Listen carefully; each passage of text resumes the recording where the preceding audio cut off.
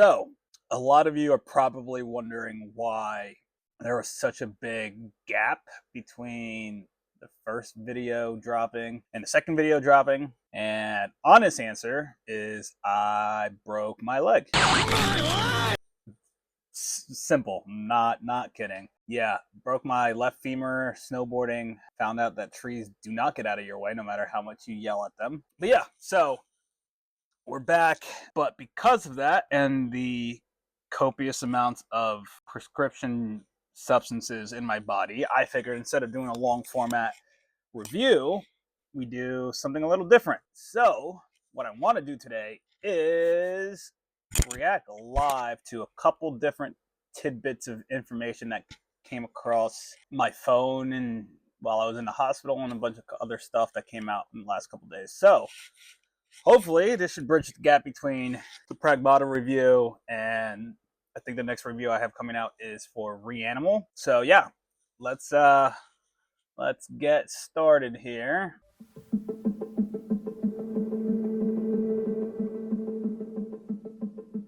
I'm Andreas Crow. I'm the gameplay director of 007 First Light. Yeah, creative approach is really the way we approach any given area in terms of setup and features, where we have this fundamental belief that choice has value to the player, and the feeling of being creative will spark joy and want you to play on, right? So this is in every approach, both with features and giving the tools to the player and the level build up, we try to strive for a way to give choice to the player. Two NPCs in front of you, what do you do? And there you should have choice. Do I go around them? Do I distract them? Do I take them out? Or what do I do to actually progress? So, a couple things. One, not being in full screen that entire time was wild. Rookie mistake, I guess. Second thing, I've played the Hitman game recently, actually, when they dropped the Slim Shady mission, the free mission thing for Slim Shady, kill Slim Shady, whatever. Wild experience for someone who's ever played a Hitman game. That was not the first mission you should have been started at. From what I can tell, the whole thing is that Hitman is a non-linear game, right? So you have like open levels and you have 50,000 different ways to achieve the same result, and you know all the NPCs are interactable with and can be eliminated. My only question is how does that fit into a narrative game like 007 that's trying to tell a story? And I'm sure they're going to talk about it in the video, but that's realistically my question: is how much freedom is too much freedom in a narrative game? So that's kind of the core of it. It's really about the player feeling creative, no matter what he does, and no matter how he approaches any given challenge that we give him. Yeah, so there's a lot of facets to it. There's both how the level is built, and then there are the tools we give to the player. Where first and foremost, it's about when the player goes into a level and looks at it, he needs to understand that there are choices there. Like, I'm put in front of a building I need to get into, right?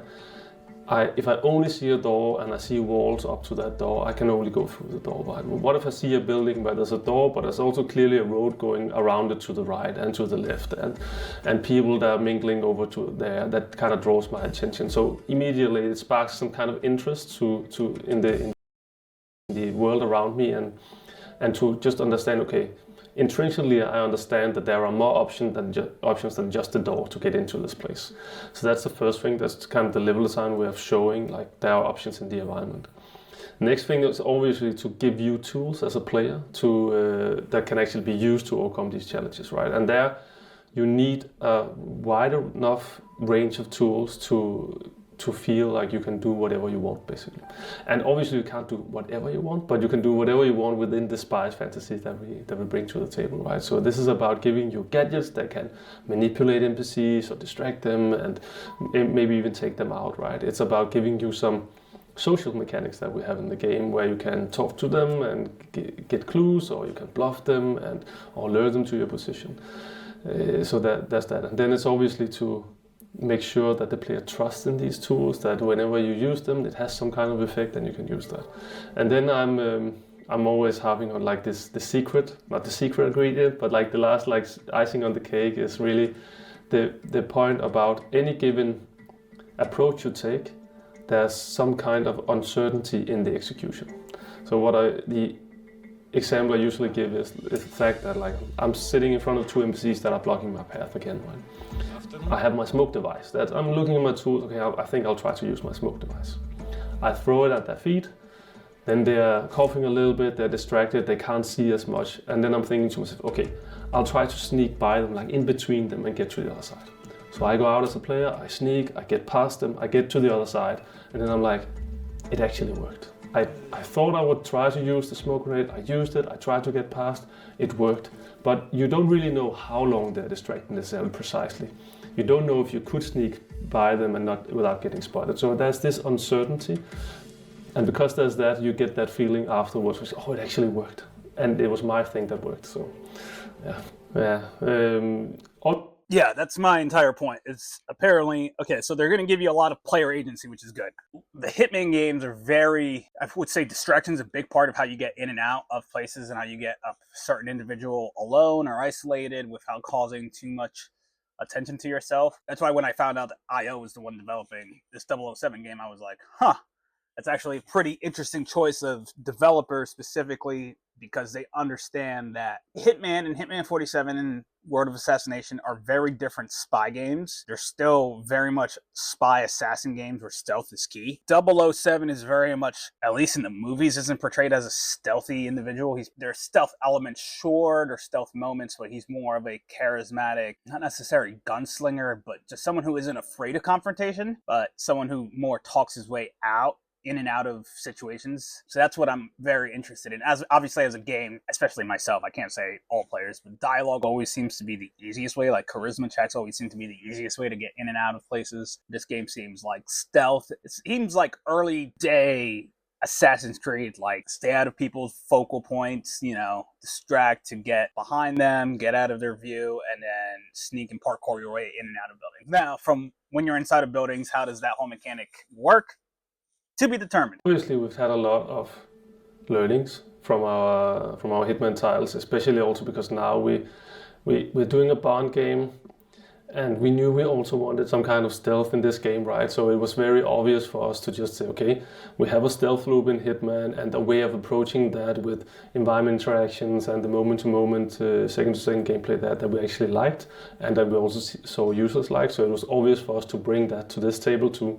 But then on the other hand, we knew we had a new game here with a new protagonist that we knew we had to do some of the areas we weren't good at Hitman in, we had to do them well in Bond. For instance, the combat areas, both close combat and range combats are things where we needed to lift those. And that's my point exactly. 007, James Bond is a very different playable character than Hitman is. Obviously, being an assassin and being an international spy are two very different things. Being a spy doesn't mean you're not in public-facing situations, where being an assassin is like trying to be a ghost. You're in and out without anyone knowing you're there. That was like my biggest worry, is how much of that would carry over into the game. But I'm glad they're addressing it, that they know they're two very different playable characters and two very different play styles. So they were on par with the stealth experience, really. So some good learnings there in terms of the stealth experience, but we also knew the combat experience from Hitman titles wouldn't cut in this game, and we had to up that. Some of these new mechanics that we're getting in are something that I also really love, because that's actually my favorite evolvement of the stealth loop that we have in Bond from our prior titles.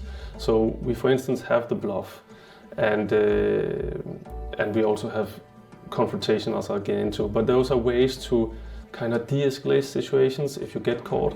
So a stealth loop, usually you're stealthing around, you get spotted because you messed something up, and then you're in some kind of confrontation with them. A lot of games, they escalate to the enemies, and now you have to fight them, right? That's also what we did on our prior titles. But this time around, we wanted to attack that problem, because usually it ends to the player being spotted and then just wanting to restart, basically. And we want to get away from this, because we just want that forward momentum instead, right? So we develop these things with bluffing, where if you get caught, you can talk your way out of the situation instead. And that's a way to de-escalate, give you some time, go around the corner again, be unseen, and now you're back in the stealth, your stealth playthrough again, which feels very, very nice to have. And obviously, we try to put as many of these loops or tools for the player into the game as possible, so you have more of those opportunities. it's bluff, but it's also distractions in the moment. When they confront you and spot you, you can distract them momentarily and then be lucky to escape. You can also throw a smoke grenade in their face as they talk to you, and then you can run away and they cough a little bit, and then they're like, where did he go? And then eventually they'll stand down and you'll be back in your stealth playthrough, which feels very, very good. Another take on that is actually also in level design, where we are trying to structure the levels in a way where if you approach a challenge, let's say it's these 2 or 3 NPCs, then you have that choice. Oh, do I want to go stealth? Do I want to go combat? Or somewhere in between? Do I want to use a dart on somebody, lure him away, and take the other 2 guys out easily, right? But if you're spotted there and you end up in a fist fight, then there's a good chance it's only those 2 or 3 NPCs, and you have a bit of a challenging fist fight, and you take them down, and you get situation contained, as we call it, so you kind of know, okay, nobody else was alerted, I'm again back into my stealth loop. So we have these different features that help you just move forward, and even though you messed up and got spotted, you can improvise a little bit and carry on again. So combat was one of... And that's the important part, is just, the fact that you can keep going without getting stuck and restarting every 5 minutes. It's pretty insane thing to think about, because there's a lot of interactivity going on in every little 10-foot radius from your playable character, from what I'm seeing at least. But it's the options are near endless, and that's good, but it could also be frustrating. So those things where we just knew we had to lift it. So then it's about, okay, what are our references here? Look at references in the industry already. What are other games that does this well on the kind of the same scale, and it's the same kind of scope as this game, right? And the same kind of experience. And obviously we have some references there in the approach to close combat, for instance. I think you see Arkham games, you see those games in it, but you also see some modern takes on destructibility in the environment that are not necessarily from the Arkham games, but newer takes, see some Uncharted in it probably, but we have a deeper system that they're doing because we want to do more of it. And from shooting, you see some of the takes where the references are also from modern games again, right? Where we had to go there because in Hitman we developed a system where combat was really the last resort for players. So that area of the game wasn't as deeply evolved as the stealth experience, right? So we had to go outside and see, okay, how do we lift this, right? And then it's just about really starting anywhere and starting implementing a good shooting experience, some good aim assist mechanics, the close combat experience. How does it, can I press a button to throw the first punch and see how that feels, and then iterating, because it is unknown to the studio, so that is a challenge to actually build up, right? But it's getting there, and it feels good to have those type of experiences that are on par, right? And I think as a player, you can definitely expect that no matter what you want to do, if you want to do stealth or you want to do close combat or range combat, you can choose yourself here, right? In the open areas where we want you to choose here. And all these experiences should be equal in fun and viability through the game, right? So again, we want to set the player up to choose for himself. What kind of player are you? What play style do you prefer? Play that way. And that's great to hear, just because, like I said, 007 is a very brash character, but the fact that you can, again, he's starting off early in his career. That's the beautiful thing about a prequel, is you're not an established Bond yet. So technically there's no preconceived notion. He might not be, he seems like a brash and overly confident young kid. In his early days of spycraft, he might not be the most confident in every situation, so stealth might actually suit him a little bit more. Again, the fact that they actually improved combat, now it didn't look great, okay? By no means I'm saying the combat looked great. It looked like they definitely worked on it, and they definitely are still working on it, I would imagine. This game is coming out till May now, so they got plenty of time to polish that up. One thing I've noticed in games like this, and he mentioned Uncharted, Arkham didn't really have much shooting, but at least for the close combat, if that's their standard that they're trying to hit, the Arkham games, close combat should feel weighty and should feel good, actually. A similar I would say, to like an action RPG where combos and being able to not necessarily parry, but break players like AI's shields and stuff will come in pretty handy. The gunplay, he's saying it's comparable to Uncharted, but they wanted to make it better. And I can see the comparison. It's a third-person adventure game where shooting wasn't built for shooting. So I actually kind of see that comparison a lot, which means the gunplay is going to be serviceable, but nothing to write home about. So far, from what I'm hearing, everything is good. You know, they want to give tons of player freedom, tons of player agency without losing too much of one thing or the other from James Bond, which is cool. So, great. Basically. Like pure combat encounters was a new thing for us. Like Hitman combat was very much this thing where combat could start from anywhere and you could have people shooting you from the back and whatnot. And that's still a thing in some of our open trespass areas. But now we also have these pure combat sections where you fight through an airstrip or other places that I won't spoil yet. But those are some good learnings there where obviously these needed to be much more scripted to kind of have a good forward momentum feeling and getting enemies from everywhere to lead you on and getting that experience where it's not super fun to get shot from behind. So trying to author that experience more. So if I stay here and I'm this far in the whole combat experience, then enemies are coming from here. If I move forward 10-15 meters, then they start coming from here instead.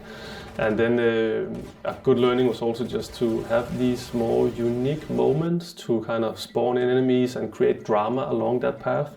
You've seen our airstrip encounter where we get cars joining the battlefield, driving in on the airstrip there and spawning guys from the cars, right? And that creates kind of a flow and fantasy in that small area there and some dynamism also to drive you forward there. So there's some learnings there and just level setup and the amount of scripting that actually goes into creating these interesting forward momentum encounters. You also had to make good driving mechanics. Can you talk about that process? Yes. But it was very much, driving was very much the same as the combat process where it's like, okay, we haven't actually done driving before, what do we do here? And then as we also did with combat, is finding some individuals that actually have some experience with this and who's made some good combat systems and driving experience in the past, right? Getting them on board and then starting to develop and iterate, right? So it's a place where, okay, we can again look at all the reference and see, okay, we want the feel of the car from this game, and we want the feel for this other car from this other game, and braking should feel like this, speeding up, accelerating, right? Whatever, it should be this arcadey or this realistic and stuff like that, right?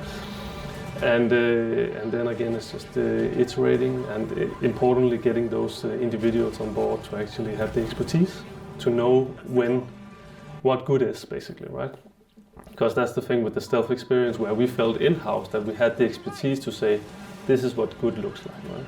And then we needed the other individuals to say, okay, this is when combat looks good, this is when driving looks good. So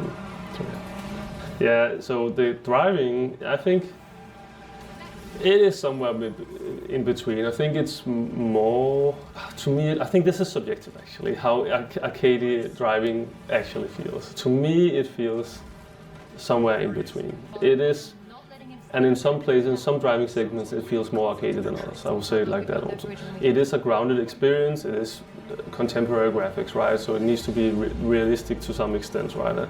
Like if I'm slamming into something, I need to see debris, I need to see dust, I need to see the car getting affected and whatnot, right? But I also need to, it's a game that should appeal to a lot of people, right? So it shouldn't be a very realistic and simulation type of steering, for instance. We want people to have fun in any of the driving segments, and then just press the speeder and hopefully you have fun. Obviously there should be a gameplay challenge, and we have that in the places in driving where we want the gameplay challenge, right? But it's not necessarily in being excellent in steering a simulated car. It's more about avoiding objects, for instance, and trying to catch up to your target. Yeah, forward momentum is one of these things where we just wanted to, because Bond is... And the fact that they mentioned driving, to me, means two things. One, there's going to be a lot of it, or a lot more of it than I guess you would expect in like an action adventure game. But however, James Bond is literally famous for driving cars. There's definitely precedent for driving, so I think driving is going to be a huge part. If I had to place a game, just from what he said, I would expect like GTA, maybe Cyberpunk might be like a better comparison where like driving feels good, but it's not overly realistic. Like he's saying, it's not a sim. It's not something you need a racing setup to drive, you know? I think if they're in that ballpark of like realism versus sim, I think they should be fine. It's really a character that thinks on his feet a lot, and we want to bring that into all our mechanics, both stealth and combat. Also, I want to apologize for like shifting a lot. Obviously the leg is broken, so I can't sit in any one position too long. So I apologize. But you see this in the way of us having a range of features that kind of closes the gap to enemies. So part of our close combat system is you rushing an enemy, but also the range combat is like, okay, you might not have 1,000,000 ammo for your guns, and that means you run low on ammo, you have to pick up new ammo. How do you get new ammo? You get it from the enemies that are in front of you. So move forward to them, use some of your gap abilities, disarm enemies, you get a new gun, shoot that fast. Throw your gun to the next one, then he's staggered, it's easier to run up and take his gun again or take his ammo and carry on from there and shoot more. So that kind of velocity we're trying to bake that into both the stealth experience, as I've talked about, with presenting options and not letting you be in a cover to think for a long time, but more let you be in a cover to observe your options. Once you have that, use one of them, basically. And probably one of them will create a situation that you can use for something else and carry on from there, right? And again, in combat, having that same kind of ideology to move you forward in any given chance, basically. It's also in the environment interactions where if you explode something, maybe something crumbles that creates a new path for you, like showing you new options all the time. I've seen this clip of like controlling the plane's left lane, right lane, and I think that's wild in terms of physics simulation. You want to talk about replayability, being able to change like the actual map itself and how many enemies you encounter based on like you using the mechanic while you're running just doesn't make sense to me. That's the only issue I have. The only thing that I worry about, is being able to do both while running and shooting and trying to maneuver your way through the actual course. Because you did something will kind of drive you towards that option, which we then try to always make you go forward, basically, in any given encounter. Yeah, that's great. They tackled just about everything I kind of had issues with. No, I think all of my concerns were kind of just relieved a little bit. Obviously, from coming from playing Hitman and struggling with Hitman and struggling with the endless options of ways to complete a mission and not understanding how that would translate to a narrative story. But I do think that, like they said, you're going to have your sandbox moments and then you're going to have your narrative storytelling moments where the game is actually trying to just push you forward in a direction. So I think we're in good shape. It is one of the most anticipated games of this year. It's definitely one of my most anticipated games of this year. I think it's going to be a fun, great game. I think it's going to be a lot more different than people who haven't played Hitman are expecting. I think a lot of people are expecting this to play like Uncharted, and that's not what it's going to be like. I think it's going to demand a lot of intelligence from players, a lot of creativity, a lot of things that people don't typically want sometimes in a game, but that's just me. I'm actually very much looking forward to it. I love games that actually challenge the player to figure things out on their own, to figure out, here's your objective, here's the things in the environment blocking you from achieving that objective. Figure it out. I keep bringing up Baldur's Gate 3 in terms of player agency and not really holding your hand, and I think that really goes to show that, and people love that game. I love that game, so I think that goes to show that people do want a little challenge these days. Thanks for hanging out with me. I'm probably going to film like 2 more of these live reaction videos. I think John Wick, we have to talk about John Wick because I just saw that, and then Remedy Entertainment and Control and the future of that company, because interesting news about who just took over and who's now in charge of Remedy Entertainment. So those soon, if the leg's feeling good, I might record a Fable video. So yeah, like, comment, share, subscribe. Obviously, yeah, apologize for the change in video format, and I apologize for my twitchiness, but the leg hurts a lot. So as always, thanks for watching. Pleasure recording this for you guys. Pleasure sharing my thoughts, and I see you in the next one.